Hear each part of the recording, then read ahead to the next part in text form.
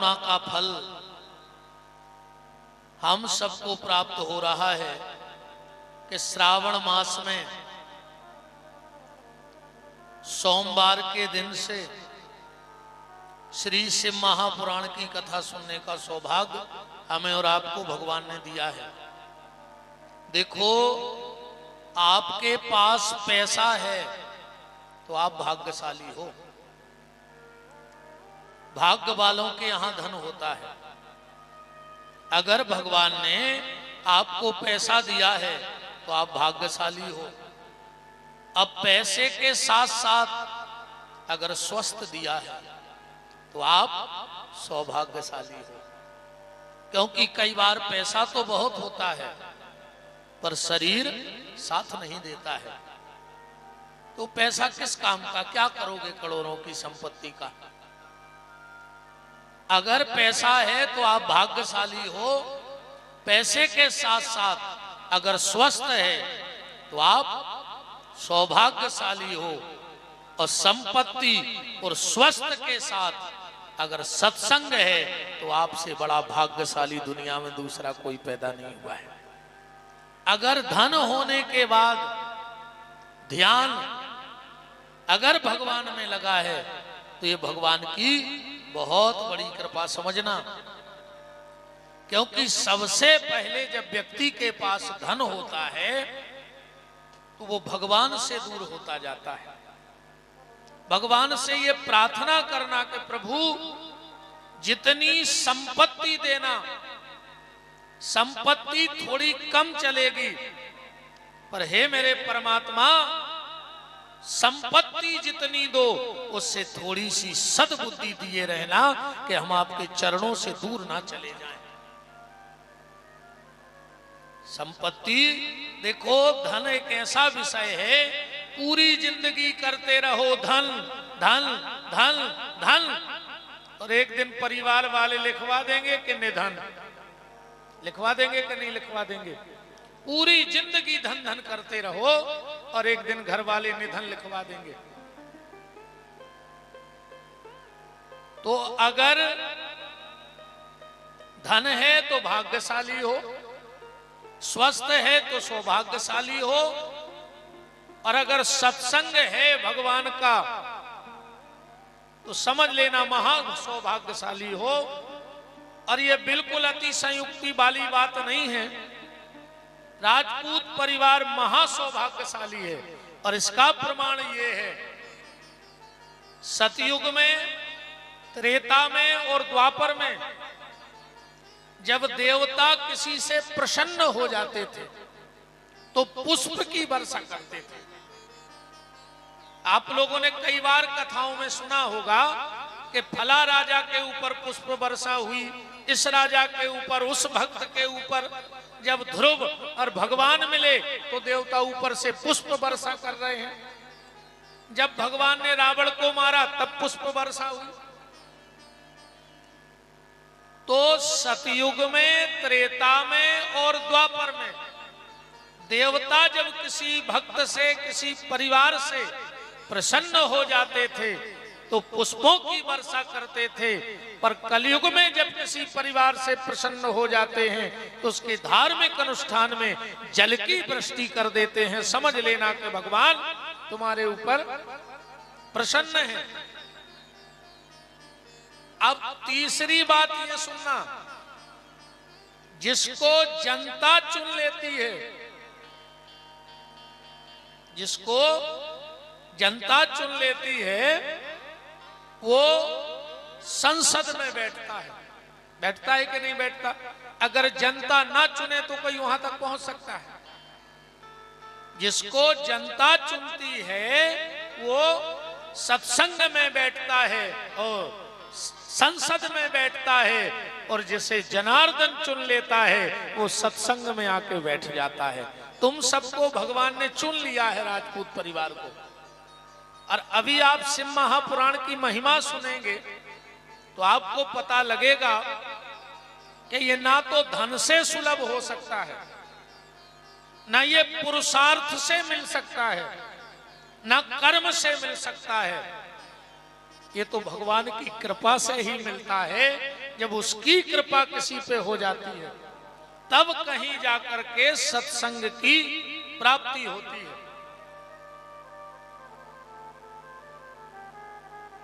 तो देखो हम लोग यहां आए तो 4-6 बूंद आई, हम लोग नंदीश्वर धाम पहुंचे तो वहां भी जल की वृष्टि हुई, और जब घर में आए तब भी जल की वृष्टि हुई। अब इससे ज्यादा और प्रत्यक्षता क्या चाहिए परमात्मा की, क्या प्रमाण चाहिए? हम लोग 9 दिन तक अनंत जन्मों के पुण्यों के प्रभाव से शिव महापुराण की कथा को श्रवण करेंगे। भागवत जी के बारे में लगभग सबको थोड़ा थोड़ा सा ज्ञान है, थोड़ा थोड़ा सबको पता है कि 12 स्कंद हैं, 18,000 श्लोक हैं। परीक्षित को सुनाई गई थी, सुखदेव जी ने कही थी, गंगा के घाट पे सुनाई गई थी। शिव महापुराण, देखो एक बात और आपको बताएं, हमारे यहां 4 वेद, कहां जा रहे शास्त्री जी?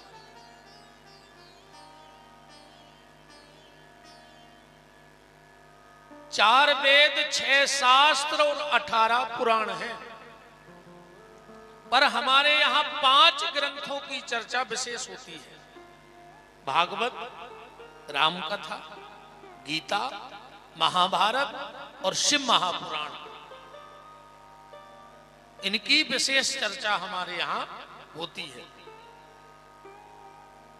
और हमारा तो ये मानना है कि संसार में ऐसे लाखों लोग होंगे जिनके यहां घर नहीं होगा रहने के लिए, लाखों लोग मिल जाएंगे जो उनके खुद के कोई रहने का ठिकाना नहीं, पर पूरी दुनिया में, पूरे संसार में ऐसा एक व्यक्ति नहीं मिलेगा जिसके यहां 5 ग्रंथों में से एक ग्रंथ ना हो।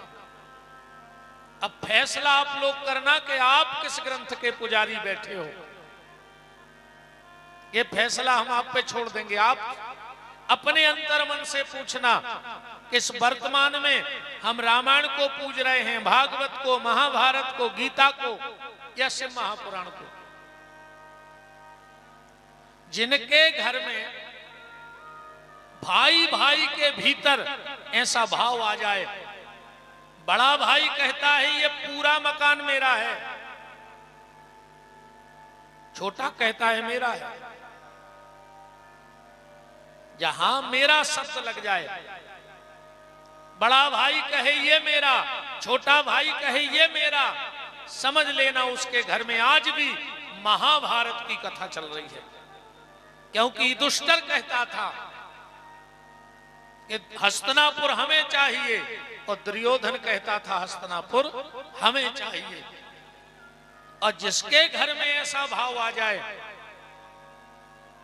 बड़ा भाई और छोटे भाई को पता लगा कि पिताजी संपत्ति का बंटवारा करने वाले हैं, तो बड़ा भाई पहुंच गया पिताजी के पास, बोले पिताजी हमने सुना है कि आप बंटवारा कर रहे हो।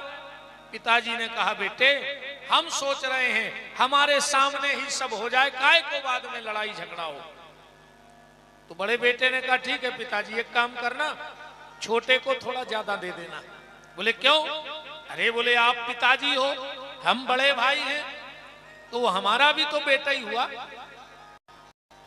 तो कुछ हिस्सा हमारा भी उसे जाना चाहिए कि नहीं। पिताजी ने कहा ठीक है। छोटा बेटा पहुंच गया, बोले पापा हमने सुना है आप बंटवारा कर रहे। बोले हाँ। तो बोले बड़े भैया को थोड़ा ज्यादा देना। बोले क्यों? बोले वो तुम्हारी प्रथम संतान है, वो प्रथम संतान का संपत्ति पे अधिकार 10 गुना ज्यादा होता है। तो जिसके घर में ऐसा भाव आ जाए, बड़ा भाई कहे छोटे को दे दो, छोटा भाई कहे बड़े को दे दो, समझ लेना आज भी इस कलयुग में वो रामायण का पुजारी है। क्योंकि भरत जी कहते थे अयोध्या राम को मिले, और राम कहते थे अयोध्या भरत का पुजारी है। और जिसका ऐसा भाव बन जाए कि ना कुछ मेरा है ना कुछ तेरा है, ये सब कुछ ठाकुर जी का है, समझ लेना उसके घर में आज भी भागवत की कथा चल रही है। गीता कर्म सिखाती है, ध्यान से सुनना। कर्म प्रधान ग्रंथ है गीता। हमारा कर्म कैसा हो ये हमें गीता से अच्छा और कोई नहीं बता सकता। हमें दुनिया में कैसे रहना है ये हमें महाभारत सिखाती है। दुनिया में रहने का अगर ज्ञान लेना है तो महाभारत को सीखो। हमारी जिंदगी सुंदर कैसे होगी ये तुम्हें रामायण सिखाएगी। रामायण के पुजारी बन जाओ, तुम्हारा जीवन सुंदर हो जाएगा। तुम्हें अगर अपनी मौत बनानी है और ईमानदारी से बताएं, तैयारी तो मौत की करो। लोग जन्मदिन मनाते हैं और इतना झूठ बोलते हैं, जन्मदिन में इतना झूठ बोलते हैं कि सांपों को भी अंधा कर देते हैं। क्या बोलते जन्मदिन के दिन? तुम जियो हजारों साल। जिया है कोई आज तक 1000 साल का योग? ये कोरा झूठ नहीं है कि तुम जियो हजारों साल। और दूसरा तो इतना भयंकर झूठ बोलते हैं कि साल के दिन हो कई हजार। जैसे तुम्हारे घर में कैलेंडर छप रहा हो, 365 से 366 दिन तो आज तक बने नहीं, तो वो कौन सा कैलेंडर बना रहे हो जिसमें 1000 साल के दिन हो कई हजार? ये संभव है? ये सरासर झूठ है। मन बहलाने को कुछ भी करते रहो। देखो एक बात बताएं, आदमी का जन्म हुआ, कोई गारंटी नहीं कि वो पैसा कमा पाएगा कि नहीं कमा पाएगा। है गारंटी कि आदमी बन गए तो खूब पैसा कमाओगे? आदमी का जन्म हुआ, कोई गारंटी नहीं कि वो पढ़ लिख पाएगा कि नहीं पढ़ लिख पाएगा। इसकी कोई गारंटी नहीं ले सकता दुनिया में। आदमी का जन्म हुआ, ये कोई गारंटी नहीं ले सकता कि वो नाम कमा पाएगा कि नहीं कमा पाएगा। आदमी का जन्म हुआ, ये कोई गारंटी नहीं कि उसकी शादी होगी कि नहीं होगी। है किसी की गारंटी कि हो ही जाएगी? अरे हमारी तुम्हारी तो छोड़ दो, देश में कई मुख्यमंत्रियों की शादी नहीं भाई। अपनी कहां से हो जाए? अपन कौन गिनती में बताओ? कई प्रधानमंत्री भाई उनकी शादी नहीं भाई। कई राष्ट्रपति हो गए उनकी शादी नहीं भाई। बात तो उनकी किस्मत है कि एक के पति नहीं बने तो राष्ट्र के पति बन गए। जाई बड़ी बात है ना? पर एक चीज की गारंटी है प्यारे, अगर मनुष्य का तन मिला है तो मरोगे जरूर। इसकी गारंटी है, इसमें कहीं कोई संशय नहीं है। मरना तो पड़ेगा। तो श्रीमद् भागवत की कथा हमारी मौत को सुंदर बनाती है। और शिव महापुराण की कथा, शिव महापुराण की कथा हमारे परिवार को सुंदर बनाती है। जिनको परिवारों से प्रेम हो, जो चाहते हैं कि हमारा परिवार कभी ना बिखरे, हमारा परिवार कभी ना टूटे, वो शिव महापुराण की पूजा करने लगो, शिव महापुराण की कथा सुनने लगो। तुम्हारा परिवार कभी बिखर नहीं सकता है। शिव महापुराण फैमिली मैनेजमेंट का ग्रंथ है। सीधी बात, अपनी फैमिली को कैसे मैनेज करना है ये शिव महापुराण से अच्छा आपको दुनिया में कोई नहीं बता सकता है। तो हम लोग 9 दिन तक इस पावन पुनीत ग्रंथ को बड़े भाव के सहित श्रवण करेंगे। भागवत में 18,000 श्लोक हैं, श्री शिव महापुराण में 24,000 श्लोक हैं। शिव महापुराण में कितने श्लोक हैं? 24,000।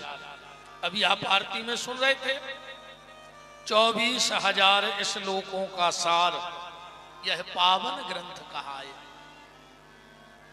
तो इसमें 24,000 श्लोक हैं। भागवत में है स्कंद, महाभारत में है पर्व और इसमें है संहिताएं। या ये कहें कि 7 चैप्टर हैं, 7 संहिताएं हैं। इनमें पहली संहिता का नाम है बिंदेश्वरी संहिता, दूसरी संहिता का नाम है रुद्र संहिता, तीसरी संहिता का नाम है शतरुद्र संहिता, चौथी का नाम है कोटि रुद्र संहिता, पांचवी का नाम है उमा संहिता, छठवीं का नाम है कैलाश संहिता और सातवीं का नाम है वायु संहिता। इन 7 संहिताओं से ये शिव महापुराण बना। इस शिव महापुराण को किसने बोला? सबसे पहली बार भगवान शंकर ने इस ग्रंथ को नंदीश्वर को सुनाया था। नंदीश्वर ने यह ग्रंथ शिव महापुराण कार्तिकेय जी को कहा था। कार्तिकेय जी ने यह शिव महापुराण सौनक ऋषियों को, सनकादिक ऋषियों को कहा। सनकादिक ऋषियों ने सौनक, सौनक ऋषियों ने सूत जी से, और सूत जी से सुनकर आज हम लोग इस मंगलमय चरित्र का श्रवण कर रहे हैं। अब भगवान शिव के बारे में एक बात समझ लेना कि राम का भी काम बिना भगवान शिव के नहीं बनता है। जब तक रामेश्वरम में भोलेनाथ की स्थापना नहीं कर लेते तब तक रावण पर विजय प्राप्त नहीं कर पाए। गोविंद का भी काम बिना भगवान शिव के नहीं बना। जब तक वृंदावन में गोपेश्वर महादेव को नहीं बिठा लिया तब तक कंस पर विजय प्राप्त नहीं कर पाए। और सीधी सीधी बात अगर ये कह दें कि जब कुछ नहीं था तो भगवान शिव थे, और जब कुछ नहीं रहेगा तो भगवान शिव ही रहेंगे, क्योंकि वो आदि अनादि अखंड हैं। शास्त्र कहता है जो व्यक्ति कभी गंगा नहीं गया, जिसने सप्तपुरियों का दर्शन नहीं किया, जो कभी गया नहीं गया,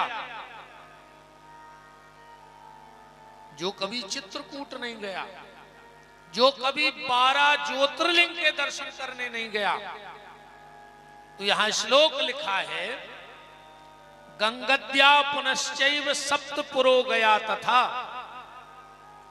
अगर कोई व्यक्ति भाव से शिव महापुराण की कथा को सुन लेवे तो उसे 12 ज्योतिर्लिंग में अभिषेक करने का फल प्राप्त होता है। 12 ज्योतिर्लिंग में, गंगा में कल्पवास करने का फल प्राप्त होता है।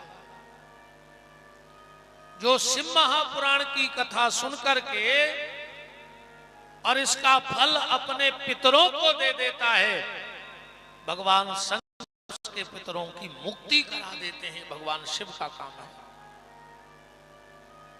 गया जी में पिंडदान का फल शिव महापुराण की कथा, गंगा जी में रहने का फल शिव महापुराण की कथा, सप्तपुरियों में निवास करने का फल शिव महापुराण की कथा। और एक बात तो इतनी प्यारी लिखी है कलिकाल में, अश्वमेघ कृतम, कलयुग में अश्वमेघ संभव नहीं है। अश्वमेघ कोई कर नहीं सकता, क्योंकि अश्वमेघ में अश्व छोड़ा जाता है, घोड़ा, और वो पूरे पृथ्वी मंडल की दिग्विजय करके आ जाए और उस घोड़े को कोई बांधे ना, और अगर बांध ले तो उससे युद्ध करके उसको वापस लाया जाता है। अब इतना समय किसके पास है कलयुग में? किसी के पास नहीं है। तो कलयुग में अश्वमेघ यज्ञ कोई नहीं कर सकता है, असंभव है। पर इसी ग्रंथ में श्लोक लिखा है कि जिसके घर में शिव महापुराण की कथा हो जाती है उसको अश्वमेघ यज्ञ करने का फल प्राप्त होता है। चाहे अश्वमेघ यज्ञ कर लो और चाहे शिव महापुराण की कथा कर लो। दुनिया में कितने तीर्थ हैं पता है? 66,000 तीर्थ हैं प्रमुख। अब इतने जगह तो हम लोग जा ही नहीं सकते, जिंदगी कम पड़ जाएगी। तो दुनिया के चाहे सारे तीर्थ कर लो और चाहे बैठ करके से महापुराण की कथा सुन लो। और एक बात और बहुत अच्छी ग्रंथ में ही लिखी है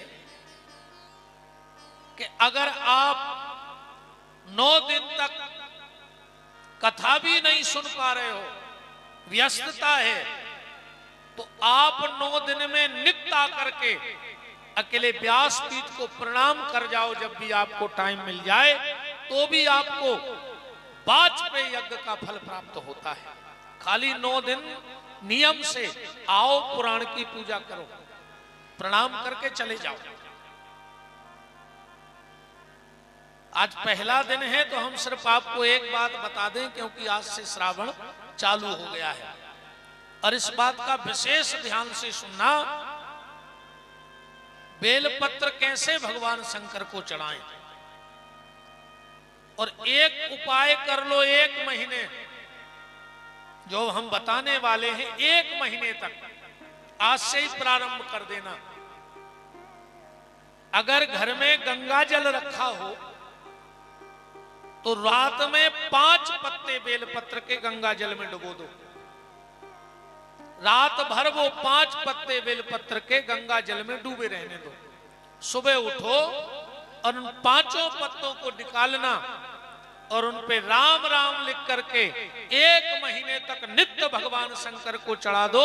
तुम्हारी ऐसी कोई कामना नहीं जो भगवान भोलेनाथ पूरी न कर दें, क्योंकि भगवान भोलेनाथ से अवगणदानी देवता कोई दूसरा नहीं है।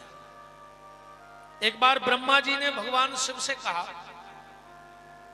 कि दादा, तुम्हारे घर में कोई भी कुछ मांगने आता है और तुम तुरंत उठा के दे देते हो, आगे पीछे का सोचते ही नहीं, आगे पीछे का सोचते ही नहीं। तो शिव जी बोले, तुम्हें क्या दिक्कत है, हमारे घर से लगत तो हमारी लगती है, तुम्हें क्या दिक्कत, हम तुमसे उधार लेके तो देते नहीं। ब्रह्मा जी बोले कि प्रभु, हमें दिक्कत नहीं है, दिक्कत आपको बन जाती है।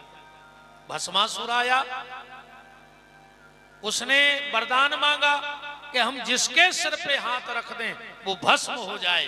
आपने कह दिया तथास्तु, वो आपके ही पीछे पड़ गया कि पहले हम आपके सिर पे हाथ रखेंगे।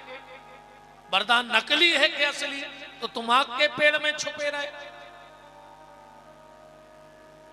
तो इसीलिए बोल रहे कि देवे के पहले आगे पीछे की सोचो। शिव जी बोले, ब्रह्मा सत्य बताएं, अगर हम आगे पीछे की सोचने लगे तो फिर हमसे कोई भोले कहेगा ही क्यों।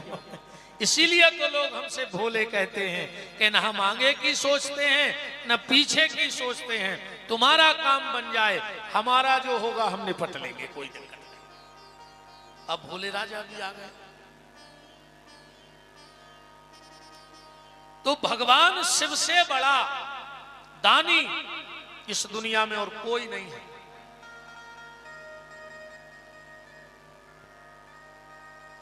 एक महीने तक आप सिर्फ गंगा जल में रात भर पत्ता डूबा रहने दो बेलपत्र का, और तीनों पत्तों पर एक एक राम राम तीनों पत्तों पर और चढ़ा के देख लो। अगर आप को कई श्रावण आपके निकल गए होंगे, इस बार इतना करके देख लो। अगर आपको ऐसा ना लगे कि हमें कुछ फायदा नहीं हुआ, तो हम ज्यादा दूर के तो है नहीं, ऐसा भी नहीं हम किसी को मिलते नहीं। आप श्रावण के बाद किसी भी कथा में खड़े होकर कहे नाम से कि पंडित जी आपने बताया था, हमने नियमित किया और हमें कोई फायदा नहीं लगा। एक एक चीज बड़ी सोचने वाली है, एक एक चीज। और दूसरी बात आज ये समझ लेना, कभी भी भूलकर सीधा बेलपत्र भगवान शिव की पिंडी पे मत चढ़ाना। जो सीधा बेलपत्र ले जाकर भगवान शिव की पिंडी पे रख देता है, उसकी और उसके परिवार की बुद्धि चंडालों जैसी हो जाती है। आज दिन रात हम लोग पूजा कर रहे हैं, पर चिड़चिड़ाहट वही है। है कि नहीं है? सुधार तो कुछ हो नहीं रहा है। हम लोग कथा इसलिए सुनते हैं कि खाली पुण्य मिल जाए बस, है ना।